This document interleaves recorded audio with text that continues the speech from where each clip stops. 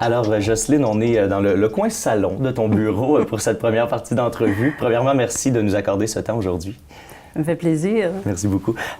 Premièrement, est-ce que tu es née à Sainte-Catherine? Est-ce que tu es originaire de Sainte-Catherine? Je suis native de la Gaspésie. OK, native de la Gaspésie. Et qu'est-ce qui t'a amené ici à Sainte-Catherine? Disons, à Sainte-Catherine, c'est quand on choisit un mari, hein, on dit que choisit mari perd un pays. Alors, j'ai eu le coup de foudre pour mon mari dans les années 1966, quand je suis venue faire un tour chez une de mes tantes à Montréal. Et j'ai rencontré mon mari, qui aujourd'hui est encore là avec moi. Donc, après 44 ans, oui, après 44 ans, le coup de foudre est toujours là. Fait que, et on a eu 2 beaux enfants. Puis le fait que je l'ai rencontré ici à Montréal, mais à ce moment-là, j'ai parti de ma place natale et mes parents demeuraient à Bécomo dans ce temps-là. Oui. On a un petit peu traversé le fleuve, si on veut. Et là, j'ai suivi mon mari. Et de Montréal, vous êtes venu vous installer ici à Sainte-Catherine? Parce que mon mari m'a fait découvrir la plage à Sainte-Catherine dans ces années-là, dans les années 70. Et quand j'ai connu la plage à Sainte-Catherine, j'ai adoré Sainte-Catherine. Puis je disais toujours, un jour, on va acheter une maison et ça va être à Sainte-Catherine. Ça s'est fait.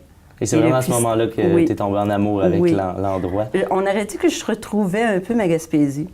C'est ça les particularités pour toi qui font que Sainte-Catherine est particulière pour toi? Oui. C'est tout ce qui est naturel. J'ai vu sur le mot de la mairesse sur la page, le site web, et c'est ça qui revient en premier. C'est la beauté du paysage, la ville au bord de l'eau. C'est ça qui c'est semble... un peu ce qui m'a rappelé un peu ma Gaspésie. On dirait qu'aujourd'hui, tu peux... avec le Récréoparc. D'ailleurs, on va en parler de mon coup de foudre. J'en ai plusieurs, mais j'ai choisi le Récréoparc. C'est dur de choisir un. Hein? Oui, c'est difficile, surtout quand tu sais que tu en as beaucoup dans la municipalité. Et on est là, puis le cachet, la senteur du bord de l'eau, les arbres que tu vois là, la nature que tu vois là, me rappelle beaucoup cette Gaspésie-là.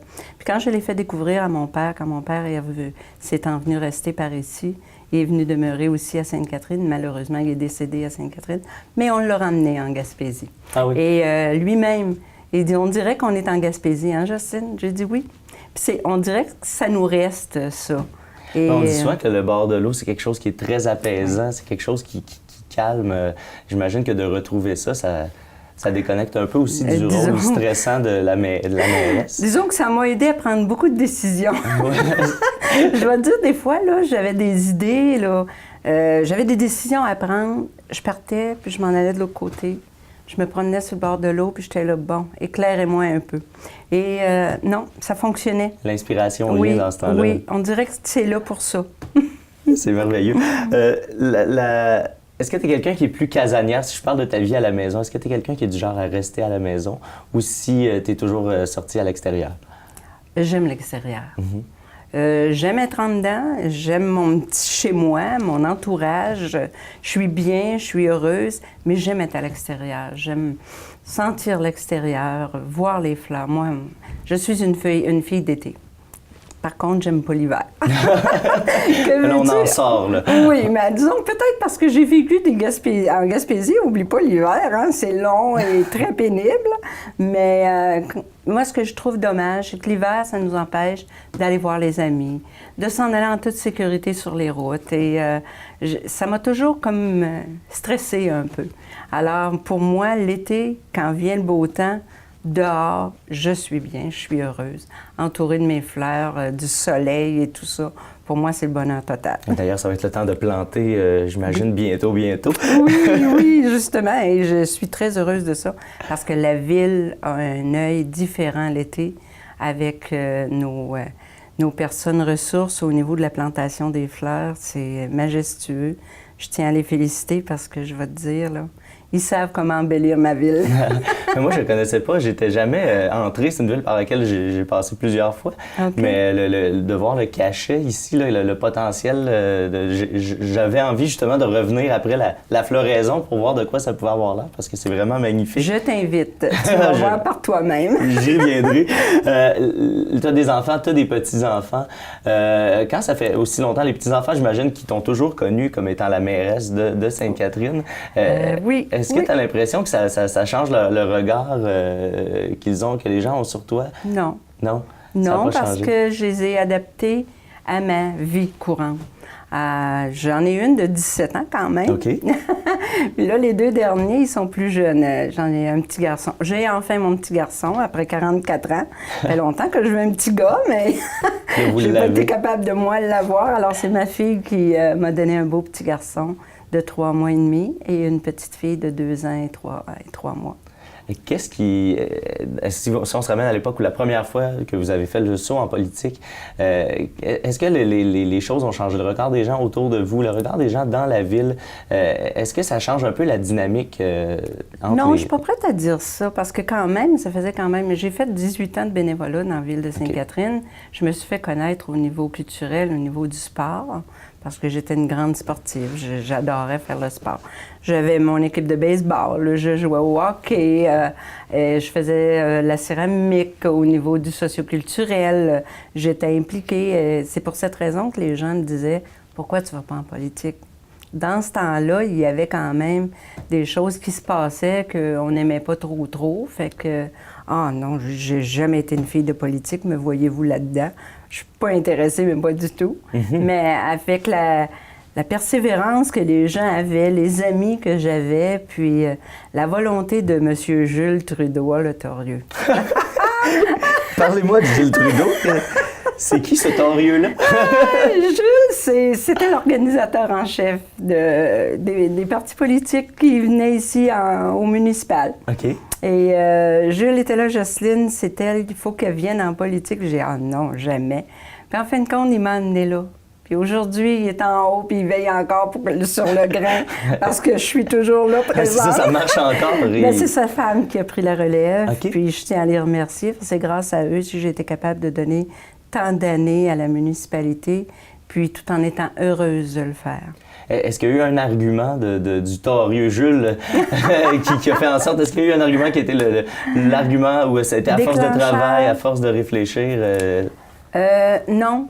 C'est que le maire du temps, on me disait tout le temps, « Viens donc, on veut que tu le checkes. » OK. On veut que tu aies un œil sur lui. Ben voyons donc. J'ai dit, vous êtes capable de faire autrement? Non. On aimerait ça que tu sois là. Bon, ben j'ai dit, parfait, je vais y aller. J'étais surprise parce que lui-même était venu me rencontrer pour me le demander.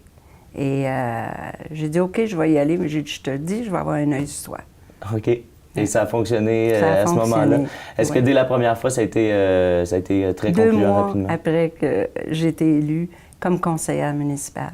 OK. Je me suis rendu compte qu'il y avait des choses qui se passaient pas bien. OK. Puis, mais tu sais, sans rebrasser un peu toute cette zizanie-là qu'il y avait dans le temps, j'ai dit non. Moi, j'ai dit c'est bien de valeur, mais je vais redorer l'image de Sainte-Catherine. Et ça a été mon but, de redonner la digne valeur des citoyens de Sainte-Catherine. Et je m'y suis attardée. J'ai été élue, je vais te dire, en 1994 avec 3 équipes différentes. Mon travail était de rallier ce monde-là, de faire comprendre à ces gens-là qui avaient été élus, non pas sous une bannière, mais par rapport à eux. Mm-hmm. J'ai dit, les citoyens vous ont voulu parce que c'est toi, pas ton équipe, c'est toi. Ils m'ont voulu moi et pas mon équipe au complet. Alors, il faut que vous pensiez à ça.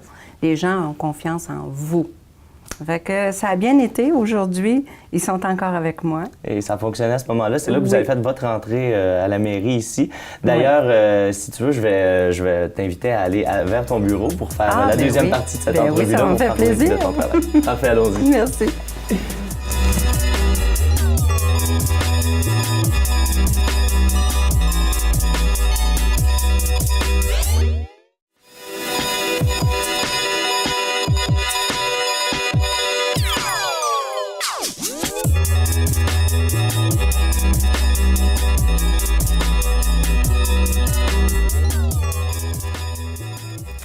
C'est quoi les qualités pour toi, chez toi, qui, selon toi, font que tu es une bonne mairesse? C'est quoi tes plus grandes forces? Mes plus grandes forces, c'est peut-être l'écoute. L'écoute et la présence. J'aime qu'on m'explique. Et je suis une personne qui aime voir aussi. Et je veux que les gens comprennent que si je dis non, c'est pas parce que ça me fait plaisir de dire non, c'est parce que j'ai l'obligation de dire non. Mm-hmm. Ça me donne quoi de te dire oui puis de savoir que je pourrais jamais le faire? Moi, la vérité, la sincérité, puis l'honnêteté est plus importante que n'importe quoi. J'aime autant te dire un non que tu vas être capable de comprendre, puis que moi, je vais être fière de l'avoir dit, le non, pour la simple raison que j'aurais pas été honnête de te dire un oui, tu sais, un oui pendant, si on veut, là. Fait qu'à ce moment-là, moi, c'est peut-être ça, c'est ma sincérité qui fait en sorte. Puis mon esprit d'ouverture, parce que j'ai pour mon dire, je peux pas plaire à tout le monde. Mais dans la majorité des gens que je rencontre, puis que même souvent ma secrétaire va me dire, c'est drôle, Mme Bates, il y a quelqu'un qui va rentrer chez elle, dans votre bureau, est bien enragé, il sort de là avec le sourire. C'est bon signe, d'habitude. Disons que c'est bon signe. Il y a peut-être pas parce qu'il est heureux, parce qu'il ne retourne pas heureux, il n'a pas eu ce qu'il voulait, mais au moins il a compris. Mm-hmm. C'est ce que je veux. C'est ce que je demande à mes employés. Assurez-vous que les citoyens comprennent pourquoi vous leur expliquez telle affaire, pourquoi ils peuvent pas. C'est ça qui est important. On a des règles, on a des lois, il faut les respecter. Est-ce que ça a compliqué votre travail, les scandales des dernières années, le fait que le municipal a été entaché un peu? Est-ce que ça a modifié un peu votre travail ou du moins le regard des gens, puis la façon de traiter avec les gens? Est-ce que c'est plus difficile maintenant? Non, pas pour moi. Non. Pas pour moi. Mais ça l'entache l'ensemble de la vie politique. Et je trouve ça dommage. Je vais être honnête avec toi, si je peux passer un message au gouvernement, que ce soit n'importe quel gouvernement, l'éclaboussement qui est en train de se faire existe depuis belle lurette, hein, quand on regarde ça.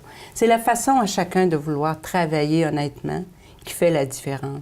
Alors, si on inculpe des lois bien tranchées, bien établies, OK, il y a eu toutes ces choses-là qui se sont passées antérieurement.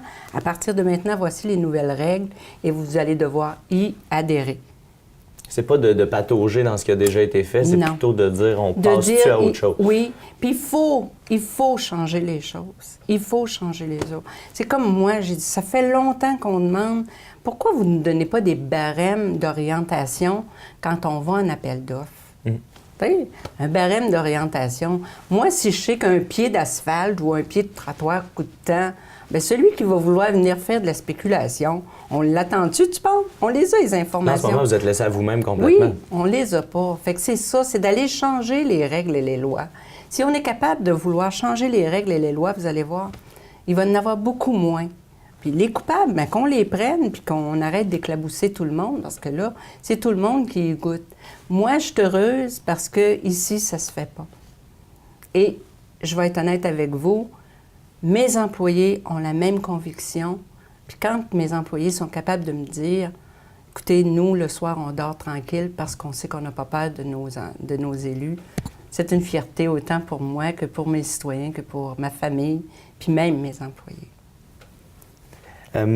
En 2012, vous avez tenté de faire le saut du côté provincial. Vous avez participé aux élections provinciales pour le Parti libéral du Québec. Est-ce que ça a été une décision qui a été difficile après autant d'années à la mairie de quitter un peu sa ville? On reste dans la même circonscription, mais est-ce que c'est difficile de laisser aller ce morceau-là? Seigneur, oui, parce que pour moi, c'est comme un bébé. Moi, ma ville, là, c'est ma maison, c'est mon chez-nous, c'est mon aura, si tu veux. Ah, tu disais plutôt avant l'entrevue, ton 4x7, le territoire de 4 km par 7 km, oui, je trouvais que l'image, c'est ça. Mon petit 4x7, oui, c'est à moi.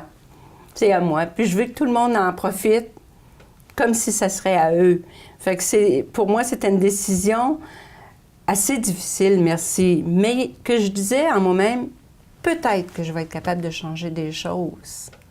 Peut-être que ma force que j'avais ici depuis 24 ans, quand même, tu sais, j'ai été quand même conseillère de 90 à 94. Après ça, mairesse, je me dis, ce que j'ai pu apporter à ma municipalité, peut-être que je vais en apporter un peu plus si je m'en vais à Québec.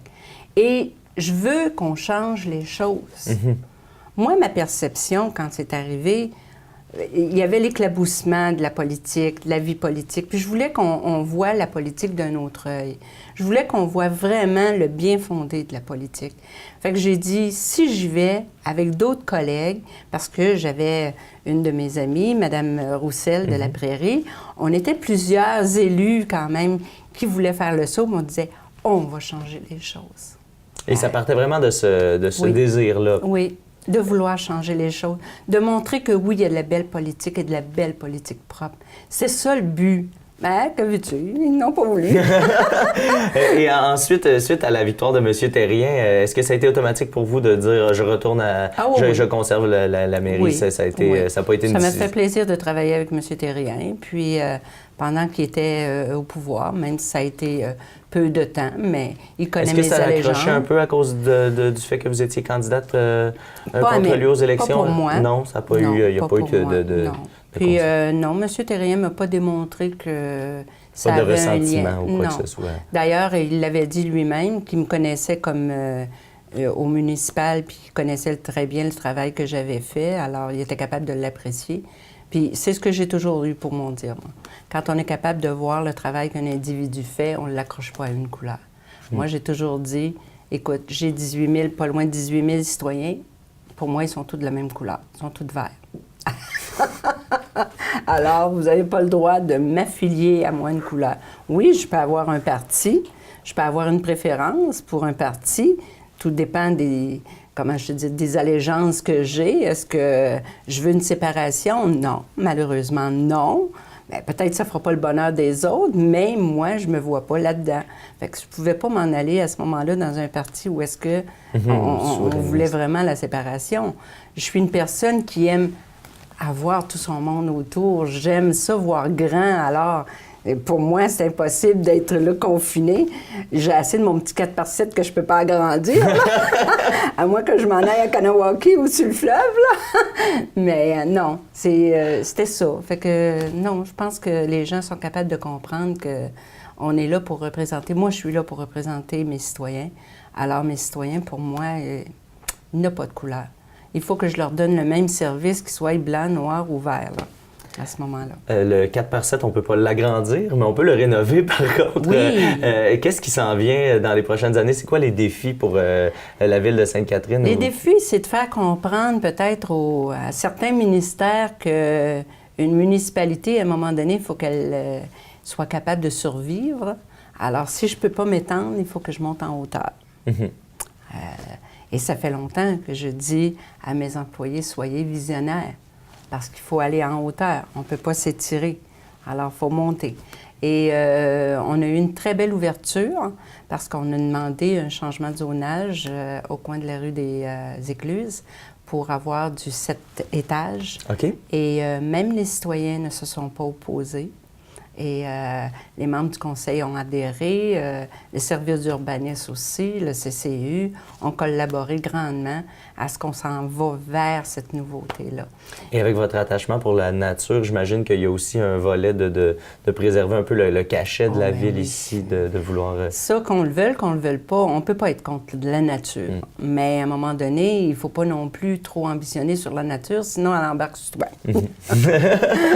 Maintenant, on le voit avec les débordements des rivières présentement, là, puis tout ça, fait que la nature revient à la charge. Il faut tout simplement bien la protéger, mais aussi bien protéger nos humains aussi.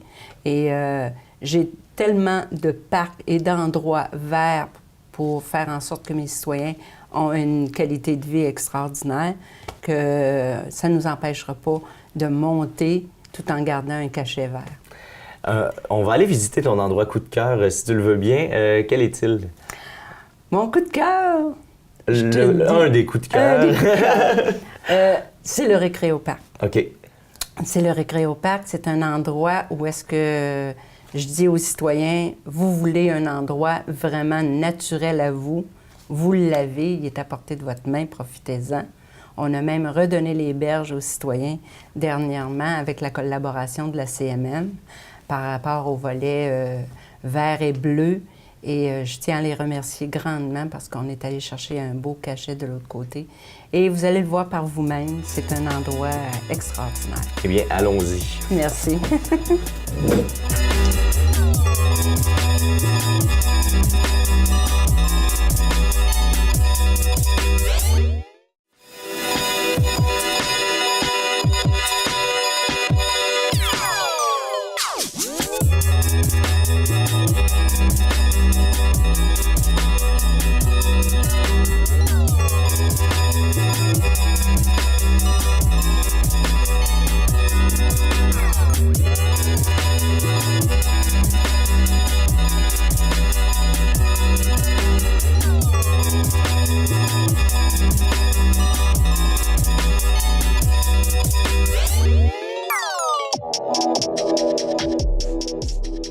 Alors, on est maintenant au Récréoparc. Merci d'être là avec nous. C'est toi la responsable du Récréoparc ici. Qu'est-ce qui te plaît ici dans cet endroit-là? Qu'est-ce qui est le gros punch de cet endroit-là ici? En fait, je dirais tout. C'est un ensemble de choses. En fait, premièrement, avant de travailler, je dois l'avouer, avant de travailler ici, je ne connaissais pas nécessairement le Récréoparc. Donc, pour moi, ça a été une découverte incroyable, en fait, de trouver un lieu magnifique en bordure du fleuve avec tous ses attraits, la nature. Donc, c'est vraiment là, de trouver un site là, merveilleux à découvrir, à faire découvrir en fait à l'ensemble de la population. Et toi, ton rôle, est-ce que c'est un peu ça de promouvoir le lieu ici? En fait, mon rôle est très vague, là, je dirais, parce qu'en fait, nous ici, c'est un organisme à but non lucratif là, qui est mandaté par la ville, d'ailleurs, pour faire la gestion. Donc, oui, de promouvoir, mais aussi de l'entretenir, de s'assurer, en fait, de la sécurité du lieu, d'ajouter un programme d'activité de loisirs. Donc, c'est vraiment, somme toute, là, très, très vague là, comme responsabilité. Et on pourra revenir un petit peu plus tard dans l'entretien sur les futurs projets. Jocelyne, toi, qu'est-ce qui t'a décidé à nous amener ici? Pourquoi c'est ce lieu-là plus que les autres? Il y avait une petite coche de plus que les autres, finalement. Oui, bien d'ailleurs, tu me l'as prouvé, tu versais des larmes. Ben oui, tantôt, j'ai été ému. Bon, mon orgueil me fait dire que c'est à cause du vent, mais non, j'avoue que j'ai été Mais vois-tu, par une journée de pluie comme aujourd'hui, le soleil est en train de luire. Pourquoi? Parce que réellement, Sainte-Catherine rayonne par sa plage, par son Récréoparc. D'ailleurs, moi, j'ai toujours dit, il y a toujours du soleil au Récréoparc. Tu peux pas faire autrement. Puis comme tu vois, la nature qu'on a ici, le fleuve qu'on a ici, comme je disais toujours avant, la banlieue de Montréal qui est de l'autre côté, fait en sorte que Sainte-Catherine ressort. Mais non, c'est peut-être la villégiature qu'on peut y avoir ici, la quiétude, la tranquillité, le bonheur d'être dans un espace aussi large, vert. Ça appartient aux citoyens, ça. Et d'ailleurs, on a croisé un paquet de citoyens depuis qu'on est arrivé. Tout le monde a le sourire ici. Ça doit être quand même agréable de travailler dans une ambiance comme ça, dans un lieu comme ça. Définitivement. En fait, c'est un lieu de ressourcement. Les gens sont contents. Là, justement, on voit quelques piétons là, qui circulent. Les gens sont heureux de venir ici. En fait, on est un des rares parcs aussi qui accepte les chiens en laisse. Donc, tu sais, pour vraiment là, offrir une gamme d'activités vraiment complète. C'est surtout aussi, ce qui est intéressant, c'est d'arriver avec des activités libres. Donc, tous ceux qui veulent venir, c'est un accès quand même piéton, cycliste, complètement gratuit. Donc, c'est une accessibilité aussi pour les citoyens de la région, là, de venir dans un lieu là, tel que le Récréoparc.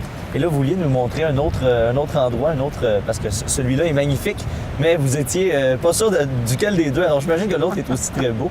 Est-ce qu'on y va? C'est la vision. C'est la vision. Je te disais, on était visionnaires, c'est ce qu'on veut te montrer. Parfait. La vision. Bon, on y va. Allons-y. Merci. Allons-y.